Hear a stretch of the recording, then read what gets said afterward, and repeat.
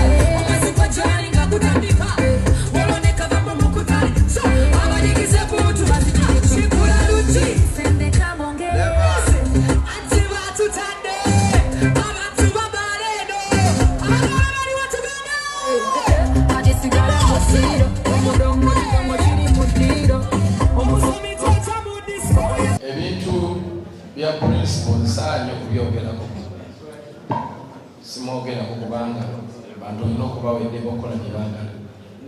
Waliwo ka endorsement kenda bakaali kawo keeri yasooka okomye ndoza abaana bebeeditinga munene bagatta naye nga tujjamu ekitiibwa kye tuleme kumwogera ku press conference eyo. Kyabigayi kidde eri discipline nze bigayi muganda wange banze namugye ekazo nemuleta entandika osuula naye mwenyumba eyo Emakindi wa Viva. Yeah. Musajja wange nja kwogera naye kubanza nkirabamu discipline empisa nti waboze oli nakugamba nti yimba bbiri walubi do that and go. King of Afro-Uganda. You cannot fight in front of a minister, prime minister, abakulu kala abagenyi bonna wefuna nti tokirabye vaayo abantu bajja gamba bamuyisizza bubi. Sijja gamba nti nno teyayisibwa bubi, ayinza okuba yayisibwamu amaaso naye ng'omukulembeze oba omuntu obaako engeri gyokizannyamu nekigira kubaya naye nga ajja kwogera naye mukwano gwange tulabe nga wabaawo embeera etereza. Kenzo awulire katunavaawo njagala kwogera ku mikiwanyi zamulaba ku show ate y'omu ku bakwano bomwatandika nabo. Mikiwanyi ni muganda wange alina omutima omulungi nze mumanyi nze good boy naye bamusiba omumwa abantu bamulumba bamwogerera ebigambo nga bwomanyi naye muntu anyigirizibwa bamunyiga. So he's tied up. He doesn't have freedom to speak his mind. He's a good boy.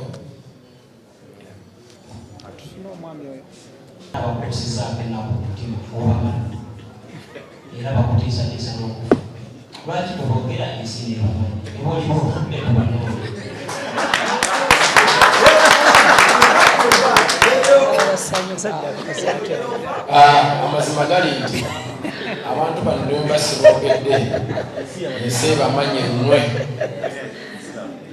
nga bwomanyi nti ensi yayingiramu amateeka n'amakooti obaako wookoma naye ensi bamanyi kyekyomukusi mulungi. okozeko ateptizo n'okubeeramu okufuna security yonna okulaba nti nemakufuuva oba oli awo emikufa muntu wa bulijjo. Amazima gali nti security gyenyina Mukama Katonda. Politics kintu kizibu era bakiyita politics. It's for politicizing. Politics akuyita mu buli koona. Rakendube, the great Rakendube of Africa, my brother, he was killed. Abamutta ne babaleeta ne bagamba tusonyiwe twali tumanyi nti yiye naye nga baali tebamanyi. Omuntu mu kooti agambye nali simanyi. Anything can happen. There's a mukombe wange Mukama yekka.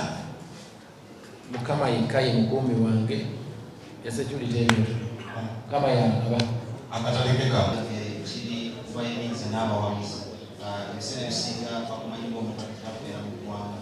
So there's been a lot of worry tino festival owekwa oyinza okuba nga tugenda kuddamu balekako eri abawagizi for a very long time. Ogenda kuba wabweru eggwanga eggwanga ki abantu abatasobola okulaba n'abo abaagala okukuukirira bifo ebyenjawulo oba oli awutootaati omutuwa okusooka nga balishiwa after Eddy Kenzo festival ogenda kuba wooli ogenda kubonga. Amazima gali nti okusinziira ku shedi yange nja kubulamu era sijja kulabika nnyo naddala omwaka ogujja nyinza obutalabika kubanga shedi already kola ya Michael Jackson naye olina kulabika. No, njagala nnyo olabika njagala nnyo yimbira abantu bange naye budde wabula njagula guno omwaka mawulire amalungi genyina nti wendi munaku zinezimu kati ab'ebotikizi akwano bange njagabeererawo bana bange then tulina show emukono Christmas twakagikolera emyaka kati ndowooza 7 sina bwenyiza gisazamu nyina okubeera emukono kuba abantu b'emukono babeereddewo eyo show tugikola nejjula buli mwaka eyo lwoliza tulizina katusobola ate kibanga bw'onaatuuka waggulu ne weerabira gy'ovudde so emukono sinza gyerabira ne bwebanga nafunye mulimu gwa $10,000 $10 nzireka nenkola emukono kuba abankwatiridde myaka 7 down the road you cannot forget this. So okubula kw'okubulira mazima nja kubula olwa schedule naye ate tekitegeeza mu eggwanga ndivuddemu era nja kulira kuba ne Eddy Kenzo festival erina okukolwa era mwaka gujo oba oguliddako naye era nze ndi munnayuganda nze tonsuubira okukola ekintu kyonna ekirala ekiri against Uganda. Nze Uganda yesooka ebisigadde ne bijja. Teri nsi mu nsi esingira Uganda teriiyo. Uganda is the best country in the world. Sitya kukyogera. Thank you. Nti I'm considered for Grammy 2022-2023. Ate announcement ndowooza zigenda kubeerawo nnaku nga 3 okubeera considered is a win. Ekyo kimmala nze nga munnakyala. Kubanga consideration basa kumitinga ennyimba nga emitwalo 3 kubanga ndi mu global category. Ne balondamu ennyimba nga 205 nova consideration to make it like top 7 or whatever, I don't know. So I'm considered nzo mu ku bantu abasuubirwa okunominatingibwa oba obutayitawo. Munsabire ensabasala za ggwanga lyonna kuba kino ne baliko munsabire bantu ensabasala buli muntu asabe announcement bazigenda beera nga 15 bakuna mukaaga lwende. So kitegeeza ennaku nga lumu okuva kati saba buli muntu afukamira asabire mu ddaala musaala ye bwekinaabaawo tugenda kubanga ffe abasoose okubeera nominated mu East Africa. Kirungi nnyo ne bambagala ensabire